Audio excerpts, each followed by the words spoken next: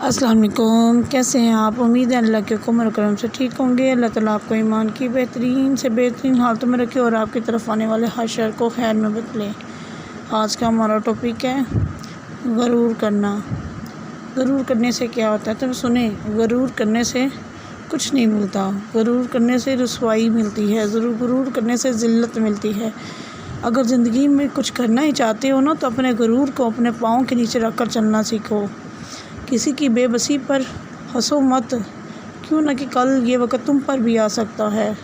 تو اسی لیے ایک دوسرے کی قدر کرنا سیکھو، کیوں نہ کہ نہ تو زندگی واپس آتی ہے اور نہ ہی وہ لوگوں کے دلوں میں جو عزت ہوتی ہے آپ کے لیے وہ۔ تو خدارا اپنے غرور کو اپنے پاؤں کے نیچے رکھو، غروروں کو چھوڑ دو۔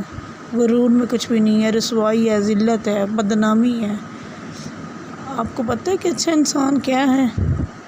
جانتے ہو انسان کسے کہتے ہیں؟ جس کے دل میں انسانیت ہو، آنکھوں میں احترام ہو، الفاظ میں نرمی ہو، اخلاق میں رحم دلی ہو، مقاصد میں اعلیٰ ظرفی ہو۔ انسان جب اچھا سوچتا ہے نا تو تب اللہ خود بخود اس کے راستے آسان کر دیتا ہے۔ جو لوگ زیادتیاں یہ سوچ کر کرتے ہیں کہ میرا کوئی کیا بگاڑ لے گا، تو سنو، پھر ایسے معاملات اللہ کے دربار میں بہت جلدی سے پہنچ جاتے ہیں۔ تو خدا کی پکڑ سے ڈرو، خدا کے عذاب سے ڈرو، اپنے غرور کو نیچے رکھو، کیوں نہ کہ غرور کا سر ہمیشہ نیچا ہوتا ہے۔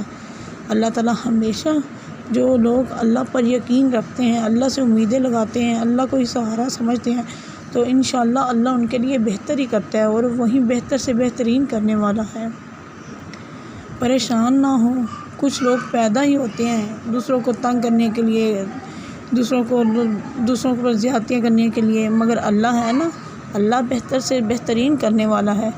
سمندر بڑا ہو کر بھی اپنی حدود میں رہتا ہے، مگر یہ انسان ہے، بدبخت انسان ہے جو چھوٹے ہو کر بھی اپنی اوقات بھول جاتے ہیں۔ اللہ حافظ۔